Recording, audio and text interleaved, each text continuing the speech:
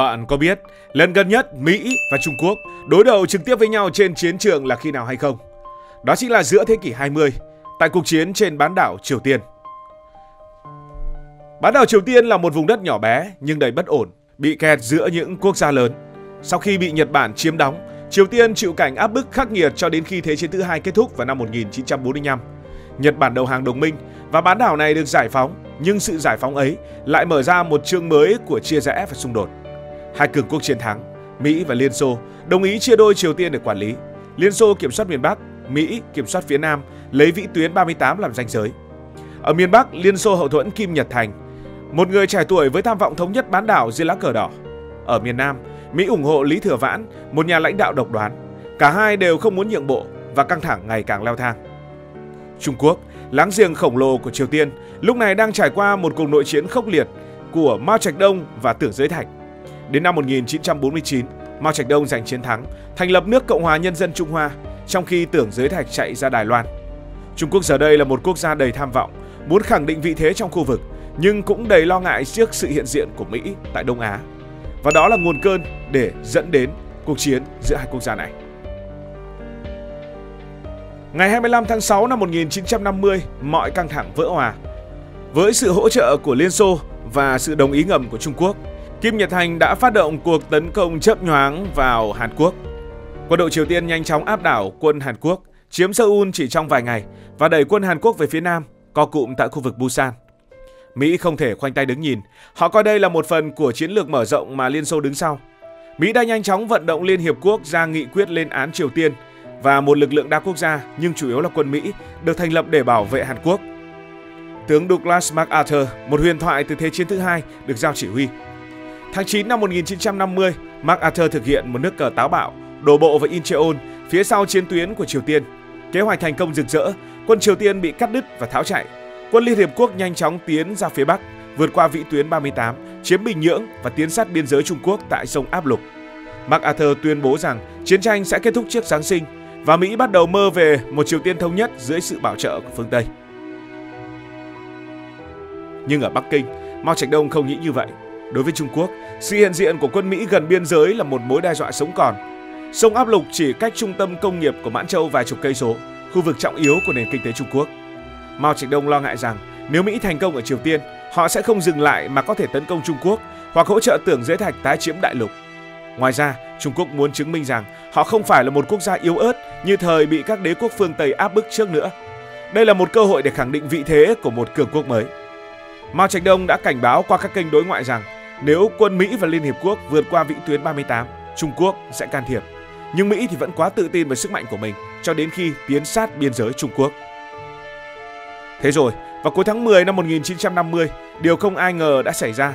Hàng trăm nghìn binh sĩ thuộc quân Chí nguyện Nhân dân Trung Quốc dưới sự chỉ huy của tướng Bành Đức Hoài lặng lẽ vượt sông Áp Lục trong đêm tối.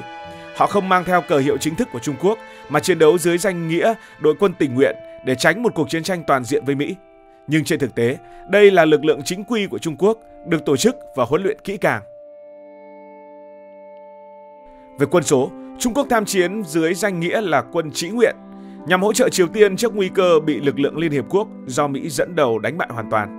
Với quyết tâm bảo vệ biên giới phía Đông Bắc và ngăn chặn ảnh hưởng của Mỹ lan sát lãnh thổ, Trung Quốc huy động một lực lượng khổng lồ, ước tính từ 1,5 đến 2 triệu binh sĩ được luân phiên triển khai trong suốt cuộc chiến. Và tại bất kỳ thời điểm nào, luôn có khoảng 300.000 cho đến 400.000 quân Trung Quốc thường xuyên tham chiến trên chiến trường Triều Tiên. Đây là những người lính được rèn luyện qua cuộc nội chiến, mang tinh thần chiến đấu cao, sẵn sàng chịu đựng gian khổ trong điều kiện khắc nghiệt. Trong khi đó, Mỹ với vai trò lực lượng chính của Liên Hiệp Quốc triển khai khoảng 300.000 cho đến 350.000 quân tại những thời điểm cao nhất, với tổng số binh sĩ luân phiên qua Triều Tiên lên đến gần 1 triệu quân trong 3 năm. Mỹ còn nhận được sự hỗ trợ từ quân đội Hàn Quốc với khoảng 600.000 người và các lực lượng nhỏ hơn từ các quốc gia đồng minh như Anh, Canada, Úc và Thổ Nhĩ Kỳ. Dù thua kém về số lượng so với Trung Quốc, quân Mỹ được tổ chức chặt chẽ hơn, phối hợp hiệu quả với các đồng minh, tạo ra một lực lượng thống nhất trên chiến trường. Xét về trang bị và công nghệ, sự chênh lệch giữa hai bên càng trở nên rõ rệt. Quân Trung Quốc chủ yếu được trang bị vũ khí hạng nhẹ, phần lớn do Liên Xô viện trợ hoặc sản xuất nội địa. Họ hầu như không có không quân hay hải quân đáng kể để đối trọng với Mỹ, chỉ sở hữu một số hạn chế xe tăng T-34 do Liên Xô cung cấp. Sự thiếu hụt về công nghệ buộc Trung Quốc phải dựa vào chiến thuật bộ binh và khả năng chịu đựng của binh sĩ để đối phó với hỏa lực vượt trội của đối phương. Ngược lại, Mỹ sở hữu một lực lượng quân sự hiện đại bậc nhất thế giới thời bấy giờ. Không quân Mỹ với các máy bay chiến đấu F-86 Sabre và máy bay ném bom B-29 kiểm soát bầu trời, cho phép họ thực hiện các đợt không kích chính xác nhằm vào quân Trung Quốc và quân Triều Tiên. Trên mặt đất, Mỹ triển khai xe tăng hiện đại như M4 Sherman và M26 Pershing cùng với pháo binh hạng nặng có khả năng gây tổn thất lớn cho đối phương. Ngoài ra, Hải quân Mỹ đóng vai trò quan trọng trong việc kiểm soát các tuyến đường biển xung quanh bán đảo Triều Tiên, đảm bảo tiếp tế và hỗ trợ cho chiến dịch lớn như cuộc đổ bộ vào Incheon. Sự vượt trội về công nghệ giúp Mỹ chiếm ưu thế trong các cuộc đối đầu trực diện, nhưng không thể triệt tiêu hoàn toàn lực lượng Trung Quốc do địa hình phức tạp, chiến thuật linh hoạt của đối phương. Hai bên đã áp dụng những cách tiếp cận hoàn toàn riêng biệt. Quân đội Trung Quốc, dưới sự chỉ huy của các tướng lĩnh dày dặn kinh nghiệm như Bành Đức Hoài, thường sử dụng chiến thuật du kích kết hợp với những đợt tấn công quy mô lớn, đặc biệt vào ban đêm để tránh sự phát hiện của không quân Mỹ. Họ tận dụng địa hình đồi núi hiểm trở của bán đảo Triều Tiên để tổ chức phục kích, đánh bất ngờ và gây tổn thất cho đối phương trước khi nhanh chóng rút lui. Chiến lược của Trung Quốc là kéo dài cuộc chiến, làm hao mòn ý chí chiến đấu của Mỹ và các đồng minh, đồng thời bảo vệ Bắc Triều Tiên khỏi nguy cơ bị xâm chiếm hoàn toàn. Ngược lại, Mỹ và lực lượng Liên Hiệp Quốc triển khai chiến lược chiến tranh hiện đại dựa vào hỏa lực vượt trội của không quân, pháo binh để tiêu diệt quân địch từ xa. Các chiến dịch lớn như đổ bộ vào Incheon đã thể hiện khả năng cơ động chiến lược của Mỹ, giúp họ giành lợi thế chủ động sau những thất bại ban đầu.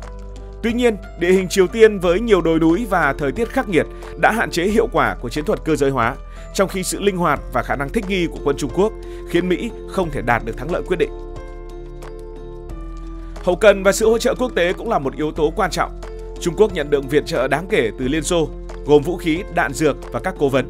Liên Xô còn cung cấp một phần máy bay chiến đấu để đối phó với không quân Mỹ, mặc dù phần lớn các máy bay này được điều khiển bởi phi công Liên Xô dưới danh nghĩa bí mật. Tuy vậy, hệ thống hậu cần của Trung Quốc gặp nhiều khó khăn do khoảng cách xa từ hậu phương và cơ sở hạ tầng kém phát triển, khiến việc vận chuyển lương thực, vũ khí và quân nhu là một thử thách lớn. Trong khi đó, Mỹ có một hệ thống hậu cần vượt trội với các tuyến tiếp tế được thiết lập từ Nhật Bản và các căn cứ tại Thái Bình Dương. Hải quân và không quân Mỹ đảm bảo rằng lực lượng trên chiến trường luôn được cung cấp đầy đủ nhu yếu phẩm và đạn dược. Ngoài ra, Mỹ còn nhận được sự hỗ trợ tài chính và quân sự từ các đồng minh trong Liên Hiệp Quốc. Và thế là, cuộc giao tranh trực tiếp đầu tiên giữa Mỹ và Trung Quốc diễn ra tại Ulsan vào đầu tháng 11 năm 1950. Quân Trung Quốc với số lượng áp đảo và chiến thuật tấn công ban đêm bao vây và gây tổn thất nặng nề cho quân đội Mỹ. Quân Mỹ bị bất ngờ trước sức mạnh và sự kiên cường của đối phương buộc phải rút lui. Tiếp theo là trận Hồ Chosin vào cuối tháng 11 năm 1950, một trong những trận đánh khốc liệt nhất lịch sử. Sư đoàn 1 Thủy quân lục chiến Mỹ cùng các đơn vị khác của quân đoàn 10 bị hàng chục nghìn quân Trung Quốc bao vây trong cái lạnh cắt da cắt thịt của vùng núi Đông Bắc Triều Tiên. Dưới nhiệt độ âm hàng chục độ C, quân Trung Quốc tiến công liên tục bằng chiến thuật biệt người, bất chấp tổn thất. Quân Mỹ, dù bị cô lập và đông hơn nhiều lần, đã chiến đấu ngoan cường để bảo vệ vòng vây, vừa rút lui vừa bảo vệ thương binh và dân thường. Sau hơn 2 tuần, họ rút được về phía Nam nhưng phải trả giá bằng hàng ngàn sinh mạng. Từ đó, cuộc chiến trở thành màn đối đầu kéo dài giữa hai gã khổng lồ. Trung Quốc liên tục mở các đợt tấn công lớn vào năm 1951, đẩy quân Liên Hiệp Quốc rút khỏi Bình Nhưỡng và Seoul. Nhưng với hỏa lực vượt trội từ không quân và pháo binh, Mỹ dần lấy lại thế cân bằng. Đến giữa năm 1951, chiến tranh chuyển sang giai đoạn giằng co quanh vĩ tuyến 38 với những trận đánh nhỏ lẻ và chiến tranh chiến hào. Sự đối đầu giữa Mỹ và Trung Quốc tại Triều Tiên không chỉ là một cuộc chiến về lãnh thổ mà là một cuộc đụng độ giữa ý thức hệ và các lợi ích chiến lược. Đối với Mỹ, Triều Tiên là một mặt trận trong chiến tranh lạnh. Mỹ muốn ngăn ngừa ảnh hưởng của Liên Xô, bảo vệ đồng minh. Việc tiến sâu vào miền Bắc là một phần của tham vọng thống nhất bán đảo dưới ảnh hưởng của phương Tây. Đối với Trung Quốc, tham gia cuộc chiến là cách bảo vệ an ninh quốc gia, khẳng định vị thế của một cường quốc mới và củng cố mối quan hệ với Liên Xô. Mao Trạch Đông cũng muốn chứng minh rằng Trung Quốc không chỉ còn là con hổ giấy mà các nước phương Tây từng xem thường. Tuy vậy, cuộc chiến cứ giằng co. Đến năm 1953, hai bên đều kiệt quệ. Sau 3 năm chiến tranh, hàng triệu người đã thiệt mạng, trong đó có hàng trăm nghìn binh sĩ Trung Quốc và hàng chục nghìn lính Mỹ. Ngày 27 tháng 7 năm 1953, Hiệp định đình chiến được ký tại Bàn Môn Điếm, khôi phục biên giới gần như giống trước chiến tranh vào năm 1950.